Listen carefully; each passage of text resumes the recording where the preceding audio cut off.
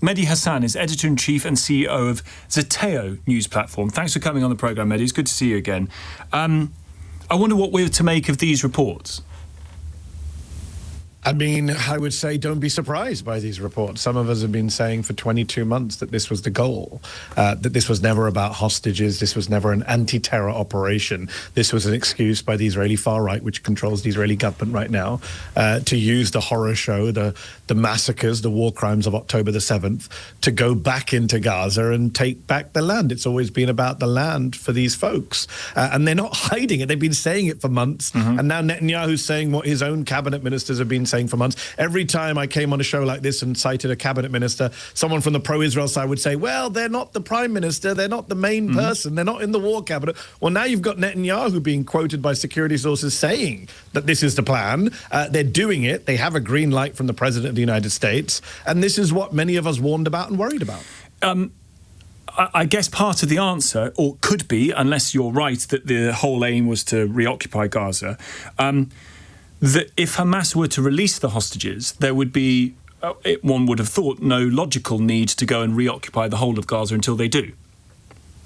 So a couple of things. I mean, we've been in hostage negotiations on and off for 22 months, especially since last summer when Joe Biden put out that plan and it was supposed, they blamed Hamas and the UN were involved and we've had back and forths. We had a ceasefire, let's not forget, Tom, earlier this year. Donald Trump, a man who I don't like to give credit to for anything, came into office shortly before he was sworn in, got this ceasefire. Some of us warned it was a fake ceasefire. It lasted only a couple of months because the Israelis never planned to stick with it. And Israel unilaterally broke that ceasefire, went back to war, imposed a siege, blocked infant formula and nappies from going into Gaza, and we are where we are. Israeli ministers, Tom, just to be clear to the LBC audience, say again and again that the hostages are not their priority. Those are not my words. The finance minister has said this. The settlements minister has said this. The heritage minister has said this. In fact, last week, Eliyahu, one of the ministers in Netanyahu's government, said we are racing ahead to totally destroy Gaza. We're going to make it all Jewish. I mean, there's no mention of the hostages in that statement. They have a very clear ideological goal, and, when people tell you who they are, believe them the first time. So what do you see as if there is, what is the day after this war looking like, more and more, in your view? Yes, that was a question posed. I mean, I've been talking about this since the very beginning, both when I was, I had my show at MSNBC, and then I've been doing interviews like this. And when I'm asked that question, the assumption is the war is ending. And I don't think the war is ending. I think Netanyahu, for both political and ideological reasons, is dragging this out. His own generals have told him there's no strategic value in dragging this out. I don't know if you saw on Sunday, I think it was, 19 former Israeli security chiefs, the heads of Mossad, Shin Bet, the military, the police have come out saying there is no strategic goal here. We are not winning this war. We have not saved the hostages. This is about Netanyahu trying to save his own backside from going to prison. This is about him preserving his cabinet. So the premise of your question is slightly problematic because it implies there is some end point when the Israelis have made it clear there isn't an end point. This is full-on ethnic cleansing, and the President of the United States has given them a green light. Recent history, relatively recent history, suggests it doesn't go well if you try and occupy a part of the world that is fundamentally hostile to you, to the forces that are going to attempt to occupy it. You'll be in something close to a forever war. Yeah, which is what. So two things. One is you're right, and that's why so many military chiefs and experts are saying we shouldn't be doing this. There is no military value in occupying Gaza in this way. That's one point. The other point, of course, is that let's just be clear again for the LBC audience, just to understand the law here. Gaza is occupied according to the International Court of Justice, according to the United Nations. Even though the Israelis pulled out their, even though the Israelis pulled out their settlers in 2005, they removed the settlements from Gaza. They controlled Gaza's air, land borders, waters, who goes in and out, what goes in and out. So that's what the Gazans have been under for a siege for a while. Both Gaza and the West Bank are occupied under international law. What Netanyahu is proposing to do now is going an extra further and annexing Gaza, making Gaza part of Israel. And of course, here's the key point, which is what the world cannot tolerate, I hope, which is ethnically cleansing 2 million people from Gaza. I mean, I'm old enough to remember the Balkans, Tom. Like, ethnic cleansing in Europe was seen as the greatest crime since World War II. The Serbs were the bad guys. Milosevic went to The Hague. This is what Israel's doing now on steroids. One would have to disagree with your premise that this was the goal from the start in order to argue this. But let's, for argument's sake, walk it through. Yep. Okay. That if Hamas were to surrender, and were to disarm, there would be no need, in theory, for Israel to worry about the security threat coming from Gaza if the organisation that committed terrorist atrocities on October the 7th ceased to exist.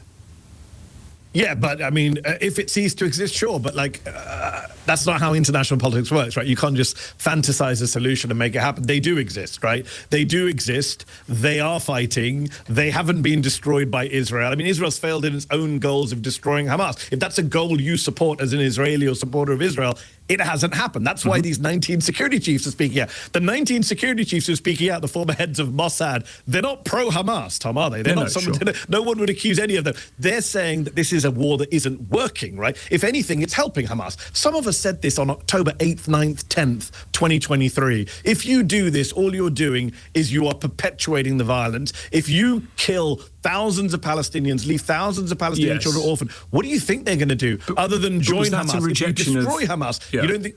But was that a rejection, Mehdi, of any attempt by Israel to kill the people who committed October the 7th? Were you implacably opposed to any sort of... Not at all. Not at all. No. Not at all. I think that, look, again, Israel as a country was always going to respond to October the 7th. It would be ridiculous to think that Israel was going to do anything. The issue is how you respond. Of course. And those of us who had seen Israel in 2014, in 2009, in 2018, remember, the world did not begin on October the 7th, Tom. We have precedents. We have history. Israel's been bombing and besieging Gaza for decades. The 2014 war, they killed hundreds of Palestinians, including kids. None of us, even I didn't imagine it would be this brutal, this prolonged, this destructive. It's an actual full-blown genocide at this point. So the question is, can Israel respond when its citizens are killed in a horrific massacre? Of course, every country should have a right to protect its citizens from being massacred, but no country has the right to do a genocide as part of its counter-terror operation. That's what you want to, or B, revenge. And again, this was always about vengeance. There's been reporting in the Israeli media, Tom, that from the very beginning, they were bombing sites that they were told there might be hostages there. And they said, we don't care. If you read the reporting from Plus 972, they were saying, we don't care. It was never about the hostages. It was about vengeance. It was about using this as an opportunity to go and try and destroy Hamas. It was about taking back the land.